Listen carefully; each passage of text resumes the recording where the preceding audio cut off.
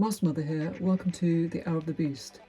Well, today I wanted to talk about social media and the potential damage it's been doing to all of us. I think that we have all been deeply affected by this situation where we have a constant distraction on our phones right in front of us 24 hours a day. And it is, if you think about it, what we used to have with television. Obviously, there's a percentage of people that still watch regular television, and I think there's quite a lot of the older generation that are watching television. I certainly don't watch television. I do have Netflix. I watch some Netflix whilst I'm shaving, and I have got this beautiful bath that I actually am really, really grateful for in my bedroom, so I can open the windows up and see the outside.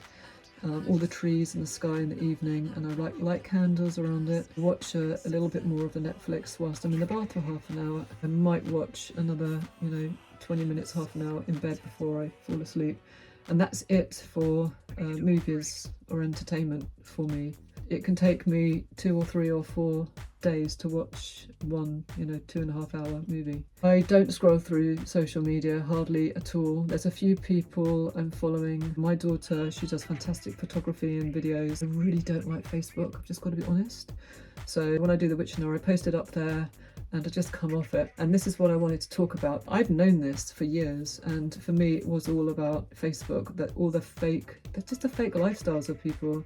And I'm sorry, I know some of you might say, hey, you got no right to say they're fake, but I know a lot of the people, I've seen in the past on Facebook, and I know their lives aren't the way they're portraying them 100%. I think it's so easy to portray yourself as having this wonderful life, and I think for a lot of people as well that haven't completely raised their awareness to a certain level in life yet. It's a real journey if you want to do it. I really, really want to do it, and it's really hard, but I think that there's this way where we want to appear like we're doing really well to other people because it makes us feel better and more achieved. And I don't think everybody just wants to put the next person down. I think there is an element of that with certain people, and we've seen it, but I think it's like I want to show that I'm doing well. I don't want to show people I'm doing badly. And I also think, we are quite tribal, and we do want acceptance by other people. And if you put yourself out there as, well, I'm a bit of a loser and I'm doing rubbish and crap, then I think we worry that people will frown on us and say, oh yeah, you're a right loser, look at you. You're depressed, you're not productive enough, you're this, you're that, the other. Ideally in life, we'd all like to be doing really well. Of course we would, and I wish everybody was doing well, and I wish I was doing well, and I wish I will do well. Like, I should be more optimistic, shouldn't I, about myself? But we've been through some crazy times the last few years, so I think it's knocked so many of us. How many people are completely unscathed from everything that has happened? I see people all of the time on their phones, all of the time. I have been in the car with my parents, and my dad has said to me, he said, you will not believe this amount of women I have seen crossing the road with their children in the buggies, and they're looking at their phones whilst they're crossing the road. And I said, no way. And as we were driving along, it literally happened. I mean, obviously, the lights went red, but the woman was pushing the buggy across with the phone in her hand.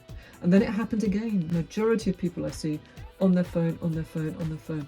Sometimes I see what people are looking at, and they're just on TikTok, and I've asked some of my customers, I've asked other people, what you're doing, and they're like, oh my gosh, I'm just sitting there and I'm scrolling through TikTok and I'm scrolling through Instagram, and I know there's expressions for it that I don't even know. It's bad for us, and we get addicted to that. We have no retention span. We're distracted every few seconds. Is it normal to see faces coming up on the screen, face here, a few seconds, another face, another person's voice, somebody saying this, somebody saying that, somebody contradicting the next person?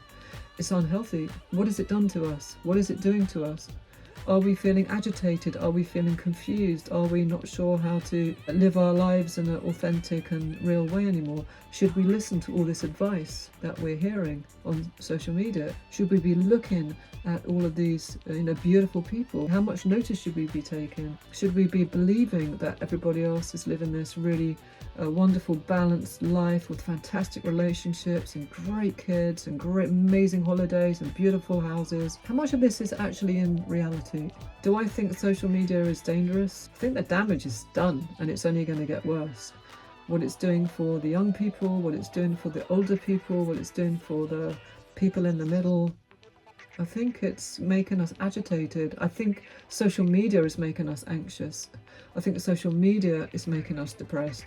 I think social media is making us feel bad about ourselves. And I think it always has done right from the start. I'd never use a filter in a picture or my face or anything at all. This is just ridiculous. You are what you are. And I think there's another massive danger with filters, because for a lot of people, and obviously a lot of young people are doing this, they're putting a filter on their face and they're taking so many pictures of themselves to get the perfect picture, and then applying filters and really changing their faces, changing their eyes, changing their lips, changing their face shape and bone structure, and getting rid of the blemishes and everything. And then you know what? When they wake up in the morning and they have to go and look in the bathroom mirror, who do they see?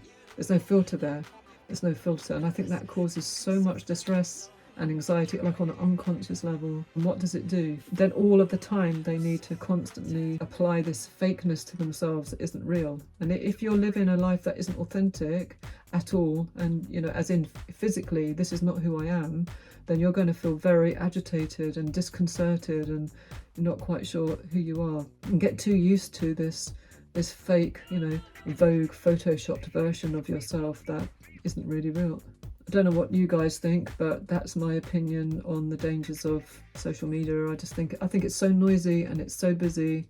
It's just like a million people in the room all at once, and everybody is saying something different and everybody is doing something different. And I think it's actually kind of painful. Anyway, from the Hour of the Beast, goodbye, and until the next time.